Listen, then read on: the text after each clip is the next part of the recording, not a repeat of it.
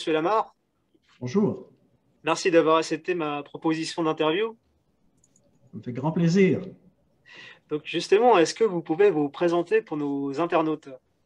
D'accord, alors je suis Daniel Lamarre, je suis le président et le chef de la direction du Cirque du Soleil. Quels ont été les éléments déclencheurs de votre passion dans cet univers? Écoutez, la vie d'un artiste est quelque chose de très difficile. C'est difficile pour un artiste de gagner sa vie honorablement. Et nous, on a la chance au Cirque du Soleil d'engager des milliers d'artistes et de leur permettre de bien gagner leur vie et de vivre de leur passion. Et ça, c'est ce qui me motive le plus, moi, dans mon travail. Parlez-nous de la situation actuelle avec tout ce qu'on a traversé en ce moment avec le Covid. Comment vous, psychologiquement, vous vous êtes dit, bah, j'abandonne pas, je continue, j'avance, j'y crois.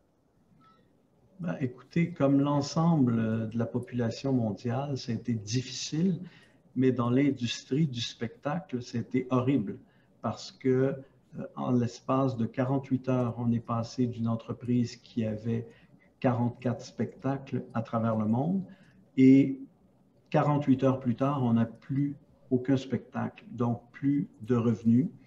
Et pendant de nombreux mois, c'était extrêmement difficile. Il a fallu laisser aller nos employés. Et pour moi, la motivation que j'avais tous les jours, c'est de me dire qu'on aurait la chance de ramener à la maison, de ramener au travail des milliers d'emplois. Et c'est ça qui, tout au long du processus, m'a permis de demeurer motivé et de ne pas vouloir lâcher. Alors, le Cirque du Soleil, hein, événement connu dans le monde entier. Qu'est-ce qui, selon vous, fait que le Cirque du Soleil soit un événement enfin, qui marque tout le monde? C'est quoi les valeurs, en fait, pour vous? On a bâti cette marque mondiale en créant une forme de spectacle qui soit unique au monde. Et une des grandes forces de cette marque-là, c'est d'avoir des employés et principalement des artistes qui viennent de plus de 49 pays à travers le monde. Donc, en ayant cette mixité de personnes qui viennent de cultures différentes, de pays différents, ça nous a amené à créer des spectacles qui sont pertinents, peu importe dans quel pays vous visitez à travers le monde. Et ça, je pense que c'est unique à nous. Alors, question un peu personnelle, mais que pensez-vous de la France? Écoutez, c'est un pays qui a culture très, très riche, qui a de grands artistes, qui a de grands peintres, qui a de grands écrivains, qui a de grands cinéastes. Et cette culture-là, évidemment, nous a influencés parce que nous, comme Québécois, francophones, euh, je dois dire que dans le premier spectacle du Cirque du Soleil, il y avait des acrobates français et des créateurs français. Donc la France a eu une influence extrêmement positive sur le développement du Cirque du Soleil. Alors, question un peu philosophique. À travers toutes vos rencontres, qu'est-ce que vous avez appris sur l'être humain? Qu'est-ce que j'ai appris sur? Sur l'être humain. J'ai appris que l'être humain a une capacité d'adaptation qui est assez unique et qu'on est capable, on a une résilience qui nous permet de faire face à de nombreux défis. Jamais j'aurais cru dans ma vie qu'un jour j'allais me lever un matin à la tête d'une entreprise qui, à toute fin pratique, n'existait plus. Et il a fallu avoir cette résilience pour rebâtir l'entreprise et avoir la capacité de se motiver et de croire. Je pense qu'il faut croire à ce qu'on peut faire. Et cette conviction-là m'a amené à me dire que, au fond, peut-être qu'on était plus solide qu'on le croyait.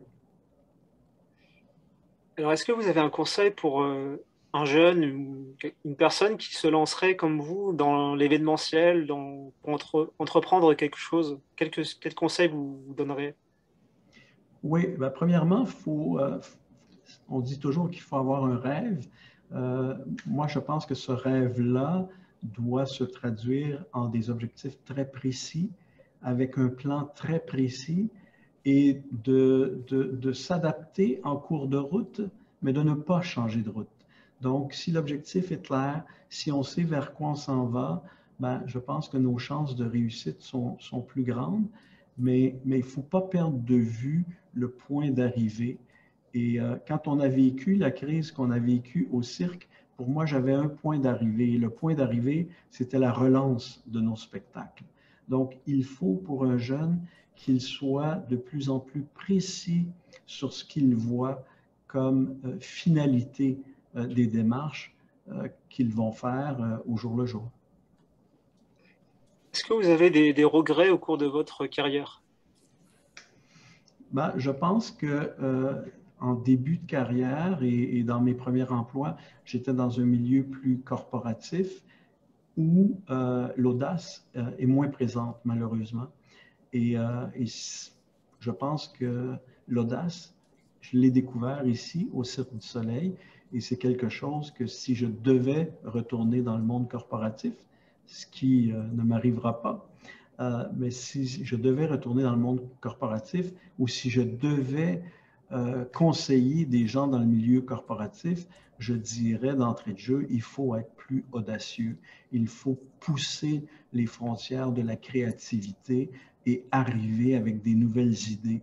Et tous ceux qui ont fait ça, ben, c'est ceux qui ont réussi à avoir des percées importantes dans des industries, que ce soit Steve Jobs avec Apple ou que ce soit John Lasseter avec Pixar ou autre. Il faut pousser les limites, les frontières. Est-ce que vous avez une anecdote qui vous a touché, marqué? Ben, je pense que le jour où on a décidé de produire un spectacle avec les Beatles à Las Vegas, ben, pour moi, c'était un rêve de pouvoir avoir l'opportunité, la chance de travailler avec les Beatles et d'y être arrivé, d'avoir réussi. C'est certain que j'oublierai jamais cette première rencontre avec Paul McCartney, Ringo Starr, George Harrison. Et malheureusement, John était décédé à ce moment-là, mais d'avoir accès à ces grands artistes-là et de pouvoir faire un spectacle avec eux, ben, pour moi, ça a été quelque chose que je rêvais, mais qui s'est produit et pour moi, c'était formidable. Alors, une dernière question.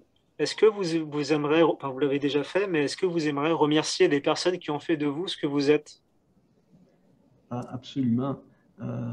Je pense que Guy Laliberté a joué un rôle très important dans ma vie. C'est le fondateur du Cirque du Soleil. C'est lui qui m'a initié à l'Université de l'Audace et je lui ai extrêmement reconnaissant. Bah, sur ce, Monsieur Lamarre, je vous remercie infiniment pour le temps et le partage, et puis continuez à faire rêver, quoi. On en a besoin aujourd'hui. Merci beaucoup, au plaisir.